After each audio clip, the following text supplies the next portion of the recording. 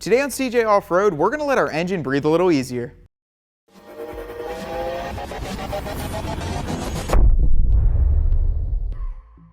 If the factory air cleaner in your Jeep Wrangler has seen better days, or if you're looking for a performance upgrade, then today we're going to be installing this K&N drop-in air filter fitting your 2007 to 2018 Jeep JK Wrangler. This K&N filter is designed to increase horsepower and acceleration with no tools required to get it installed. It's washable, reusable, and pre-oiled to give you maximum performance right outside of the box.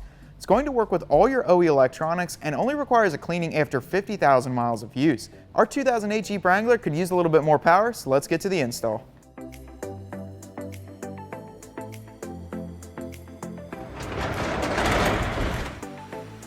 The installation of this air filter is super simple. We've got our hood popped, and all you have to do is remove the few clips around this air box, pull out your old filter, and then reinstall the new K&N filter. There are 4 clips on the outside of this air box. There's 2 up here.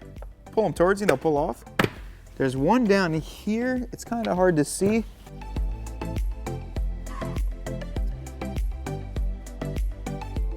And then there's one back here underneath the inlet tube.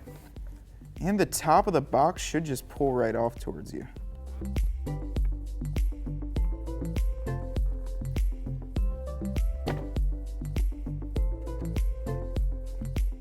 Our factory filter has seen better days. There's a ton of gunk inside here, and I'm really glad we're going to be swapping it out with a new K&N filter.